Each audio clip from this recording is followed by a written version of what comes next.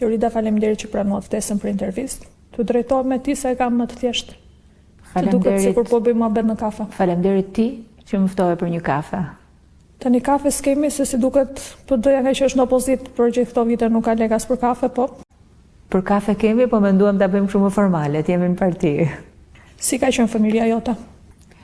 Me mbaj mend se një familje shumë të bukur, rritur me familje të madhe, siç rritën familje Tiranëse, jam rritur me 2 teze që i kam pasur si shoqe, me një shtëpi të madhe private. Besoj si fëmijëria e shumë fëmijëve të Tiranës. Tani unë kam lindur në vitin 1979, jam plot 45 vjeçe dhe nuk kam më fëmijëri si ato që kemi kaluar ne. Që dilnim, lozdim në rrugë me shkujdesje pas një problem. Ky është një problem që e shoh sot edhe tek fëmijët e mi. Çfarë bën Tiranën e fëmijërisë tuaj ndryshe nga Tiranën sot? E bën shpirti, karakteri, e bëjnë njerëzit që kanë qenë më familjar, ndërkohë që sot jetesa është bërë pak më e pavarur, më individuale, është bërë më e vetmuar familja shqiptare. Tirana atëhershme ishte me rrugicat me kaldrëm, gjithë jetë, gjithë gjallëri, gjithë energji, me shumë karakter. Për mua ajo është Tirana tradicionale. A ka mbetur ndonjë gjë pa ndryshuar në lagjen ku je rritur, apo është dhënë për kulla edhe ajo? Është çdo gjë ka për mua, çdo gjë ka ndryshuar aty ku jam rritur. Në të gjithë familjen tonë të madhe ka ngelur vetëm një shtëpi private pa u prishur akoma. Cili ka qenë ushqimi i preferuar apo fërgesa mëngjes drek dark? Sa po do thoya tash ti pret që unë them fërgesa, po. Për mua ushqimi i preferuar është ta them se po stallen njerëzit po patullxhanit të drejtën. Nuk ka si gjella me patullxhan për mua, sidomos ajo që gatuan mami im. A është e vërtet që Tirana ka patur më shumë pëllumba se banor? Tani unë mendova që ti do bëje një bisedë ndryshe, po Tirana ka qenë një fshat i vogël, i cili u vendos që të bëjë kryeqytet. Ka shumë njerëz që ndoshta si pëlqen fakti që kryeqytet është Tirana, po Tirana është dhe ka qenë qendra e Shqipërisë për tregtinë, për jetesën. Familja Tiranëse i çonin fëmijët të arsimoheshin jashtë, nuk i mbanin këtu në Shqipëri. Ndoshta mund të ketë qenë një qytet i vogël në atë kohë, po ka qenë një qytet shumë i kulturuar. Më të mërzitur duhet të jenë lushnjarët, se është nisur një lushnja atje të kryeqytet edhe. Tani lushnjarët mund të kenë pak xhelozi në këtë punë të vendosjes. Dënë tokat për kulla edhe të kishin përfituar në gjë. Dhe mund të kishte qenë dhe lushnja përveç minierari, përveç sigurisht asaj që ka nën toka e pasur e lushnjës, mund të kishte edhe ndërtimin, po kështu qelloi. Tiranës lind apo bëhesh, si thuhet? Tiranësin e them mirë, kurse ke fundit e ngatrove, bëhesh, të dyja bashk. Tiranësa ka shumë që lindin, se komplet siç e thot djalim, Tiranësa ka shumë që lindin, po edhe bëhen rrugës sa. A ke ndonjë kushëri që nuk flisni për punë tokash? Zorë se e gjejmë. Po kushërinë të votojnë PD-n apo PS-n për inat, se përgjithsisht kushërinë nuk duan të të shikojnë aq mirë. Tani, kjo fakti që dola në listë hapur i kam mbledh që kushërinë bashkë, se ishim darë deri tani, ca thonin se votoj për një arsye, ca thonin nuk votoj se nuk më kanë marrë prona, ca thonin nuk votoj se më kanë zënë toka. Tani, fakti që dola në listë hapur, sikur jemi bashkuar e çik. Solidaritet mes tiranësesh. Po, në këtë rast, po. Si ke njohur bashkëshortin dhe a ishte kriter që t'ishte Tiranës? Nuk ishte fare kriter. Po ndoshta kjo ndjesia që e qetësisë që më jep edhe ndjesia e familjes vjen nga fakti që është Tiranës. Unë kam qenë studente në fakultetin e ekonomisë, Ajmiri ka qenë pedagog, unë punoja që kur isha studente dhe me njëherë mbasi u diplomova, përfundova studimet, fillova punën aty dhe në ambient të punë jemi njohur, kemi punuar bashkë në deri në vitin 2009, kur unë fillova si zëvendës ministre integrimit, në vitin 2007 jam martuar, dhe nga viti 2002 deri në vitin 2007 kur u martuam, përveç punës, miqësitë përbashkëta, shoqëri, edhe po thuj se jemi rritur bashkë, unë kam qenë 22 vjeç atëra. Cila është më vështirë, të rrisësh 3 fëmijë apo të rrish 3 mandate në opozitë? të dyja bashkë. Po ky do të jetë i fundit. Shpresoj. Cila është kënga tironse që të pëlqen më shumë? Tani, s'jam e përgatitur fare për këtë lloj interviste, mendova erdha serioze me kostum për një intervistë serioze. Mua më pëlqen shumë Ardiola Toska, më pëlqen shumë Flori Mumajezi.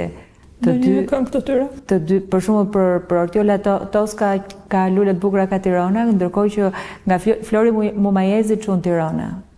Do ta këndoj ndonjëherë, në zërin e kam skandal po. Tu s'di të këndoj tani, do ti të këndoj. Po shpresoj që ta këndoj ti sa.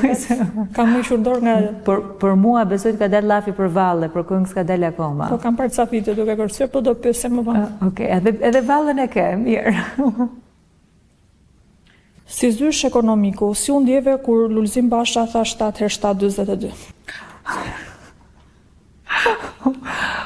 Skuqja dhe dola nga salla, se ishte çështja e incineratorëve, në fakt që ishte një çështje që e nisëm me një grup kolegësh Partinë Demokratike dhe unë ndi ato shifra përmendësh. Unë dhe Flor Mima në atë moment po ndiheshim keq. Sa e vështirë është për një tironse të kërcej këngën e Fatmira Breçanit për Sali Berishën? Shiko, unë Fatmira Breçanin e kam njohur në një dasëm tropojane në gusht të vitit të shkuar. Dhe e kërceva këngën e Sali Berishës për herë të parë ajo dasma tropojane me këngën e Fatmirës, me Dadën, e cila këndoi Napoleonin dhe tha, s'di si ta këndoj, tha, tamam, tha, si çdoni ju, tha, po tani tha, ditë këndoj këngë, tha, që e këndoj shumë mirë, tha, do ta kërceni dhe të gjithë ju. Dhe ishte kënga e Sali Berishës. Në mbledhjen, në darkën që kishim në mbledhjen e grupit parlamentar, kur po këndoj ajo kënga, gjithë sigurisht po kërceni me kënaqësi, ishte dhe një moment gazmor. Si u ndjeve kur që në listën e Tiranës, në listën e mbyllur, ishte futur një tironë si vjetër si Flamur Noka? Flamur Noka nuk është tironë si vjetër, po tironën e njeh se ka qenë sekretar organizativ i partisë. Nuk e kam garën me asnjë nga kolegët tu në parti. Secili ka vendin e vet, secili bën punën e tij, garën e kemi me kundërshtarin. Sigurisht që nuk e fshej që e meritoja që t'isha në listën e mbyllur. Ja, për ty mërzita dhe unë që megjithëse nuk kisha shumë qef dhe e kam shprehur publikisht, më duk që tu ishte bërë një padrejtësi në fakt. Edhe për herë të parë the një fjalë të mirë dhe për mua. E bëra zemrën ngurë dhe thash. A mendon që primaret ishin një show i panevojshëm apo ishin për të treguar se sa peshë ka secili në parti? Për mua ishin një moment i mirë sepse pash që kisha mbështetje. Por si instrument për partinë, mendoj që ose duhet ta bëjmë komplet ndryshe, ta bëjmë një vit përpara, njerëzit fillojnë të punojnë, të fillojnë të angazhohen, edhe ta përdorim. Pra nëse i bëjmë ti përdorim.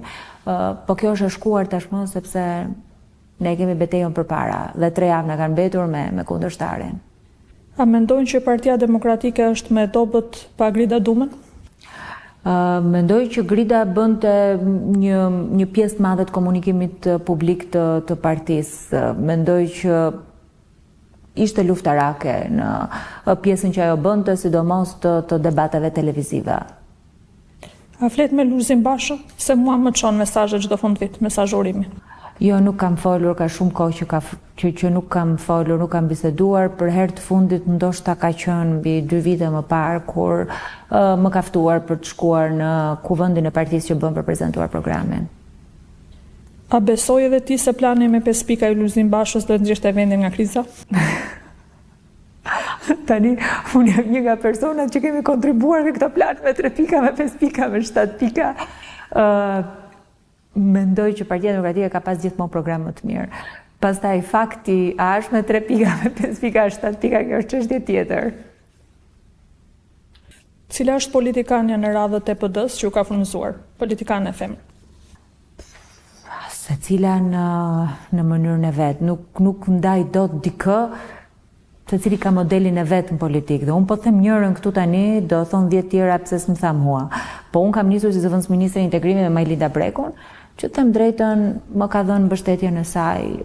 Askush nuk është i përkryer në asnjë moment. Mund të kesh mosmarrveshje në punë, mund mos pëlqej diçka, njerëz jemi në fund ditës. Nuk i pëlqejmë dot gjithëve, po unë ato fillimet e mia kam marrë një mbështetje nga Majlinda.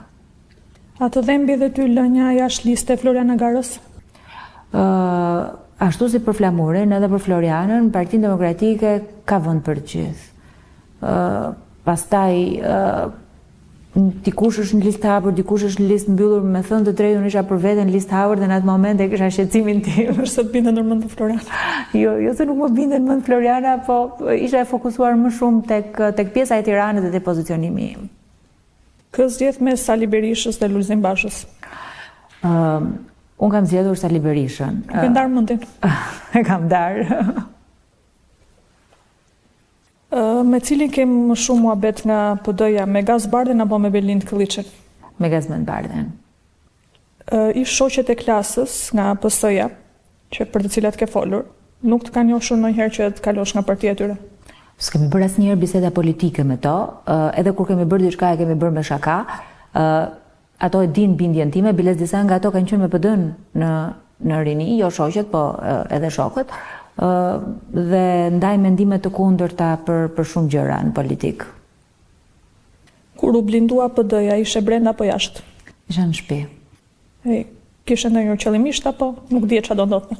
Jo, nuk kishte lidhje se ndeta qëllimisht apo jo, por kur rifilloi puna në janar, unë erdha në parti, ne kishim një mbledhje, ishte data 3 janar, i pash dyert që ishin blinduar dhe në atë moment vendosa që unë nuk do isha pjesë. Para pak kohësh kam postuar një byzylukun tuaj. Më të roqi vëmendjen nga që ishte me lule dhe më kujtonte fshatin me gjante me atë lulen e Tërfilit.